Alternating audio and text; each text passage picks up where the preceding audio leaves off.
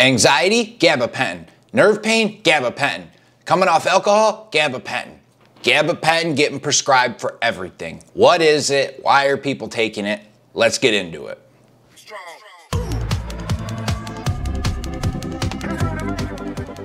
K-Ruggs The Soberdog. I'm a certified peer recovery coach, also in recovery myself. And we're going to talk about gabapentin today. I've been prescribed gabapentin, taking gabapentin. Before I get into it, remember, Soberdogs does not promote or condone any drug use. Please seek professional medical help if you have an addiction. Special shout out to all the Soberdogs patrons: Stephen Carroll Shukra, Robin Ashley Schultz, Ava Marie, the Snyder family, Yana Casper, Jane Ann, Tony and Janet Ruggieri, Brittany Swift, Andrea Curtis, and Kelly Neville. Thank you, everybody. And if anyone else wants to help support Soberdogs, check out Patreon. All right, so gabapentin. What is gabapentin? Gabapentin, also known as Neurontin. Those are the two names you probably heard people say when they're talking about it. Some other names for it: you got Fuse-Pak Fantrix, Gabarone, and Graylease. But the most common ones you're going to hear are gabapentin or Neurontin. This has been around, this medication, since about the 90s, and originally designed to help treat people with epilepsy, help with seizures. The two main things it is and was prescribed for are treating people with epilepsy and pain following shingles, you know, specific nerve pain to do with shingles. Now, in the last 2 decades, they have been giving out gabapentin for so many off-label reasons. A lot. Here's some of them. You got everything from nerve pain, diabetic neuropathy, prevent hot flashes, restless leg syndrome, other menopause symptoms, anxiety, generalized pain, nerve pain, alcohol dependence, sleep issues, insomnia, fibromyalgia, hiccups, intense itching, depression, carpal tunnel, bipolar, coughing, and migraines. I mean, they give this for everything. When I was in prison, they would give this from when I first got in 2013. Guys would be getting this for basically anything and everything for the first 2 years. Just pain, gabapentin; anxiety, gabapentin; can't sleep, gabapentin.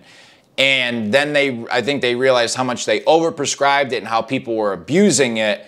And then they started cutting everyone off towards the end of my time, 2016, 2017.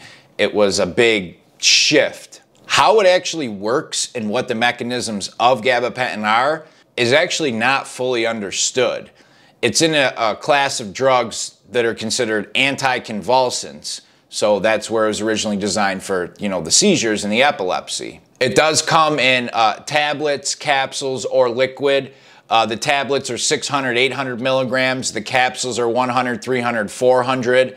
And the liquid, they usually come different doses, but I believe 250 milligrams is roughly the liquid dose. The max dose per day of gabapentin is 3,600 milligrams. That seems pretty insane to me, a high amount, but I'm not a doctor. It is a type of med, almost like an antidepressant, that usually works better once it's built up in the system. So they start people on like 300 a day, and then the next day they'll do 600 for a couple days, and then build it up till they get to whatever dose they're seeking. A lot of times that's around 1,800 milligrams, depending on what it's given for. Some of the side effects of gabapentin, you got, groggy and foggy seem to be two of the biggest ones, just that kind of downer effect.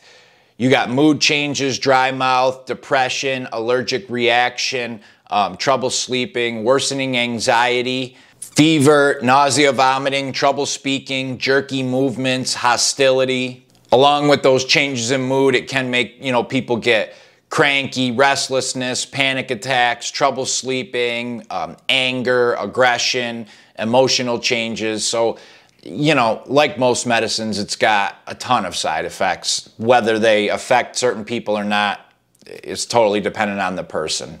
One of the things I think that a lot of people didn't understand, including maybe some doctors, was the withdrawal. Gabapentin definitely has a withdrawal, and I saw this again with prison when they started all of a sudden cutting a lot of people off it.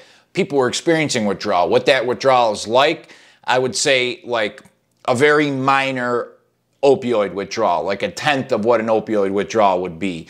But your normal sweats, chills, trouble sleeping, fatigue, no energy, maybe some upset stomach, things like that. Not nearly as long as opioids and not nearly as bad. But also depending on the dose somebody's coming off of and how quickly would be how bad the symptoms are. One of the other things with gabapentin is it was given and still is a lot to people in recovery because it's understood to be less addictive and less abuse potential than opioids. So people in recovery that had pain, especially 2000 to 2012, 13, they were given this a lot thinking it's a lot safer and a lot better. Now, it is less addictive and most likely, a lot safer than opioids, but it still is somewhat addictive and can be abused, and they're seeing that a lot now. A lot more people are having gabapentin issues, taking too much, can't come off it, hooked on it, tolerance, taking it to get high, taking it for abuse. That is something that's going on a lot now in the last couple years, is they're seeing some of the effects of prescribing a ton of gabapentin. Just how much is prescribed? In 2018, it was the 11th most prescribed medicine in the United States. 45 million prescriptions for gabapentin. That's a lot. I mean, think about all the meds out there, the 11th most prescribed. That's kind of insane. So it's out there, it's everywhere, it's being prescribed for a ton of reasons. The next video, I'm going to tell you about me taking it, me abusing it, all the effects and how it felt and what was, I'm going to get into all of it for you guys. All right? Don't miss it. K-Ruggs The Soberdog, I'm out. See ya.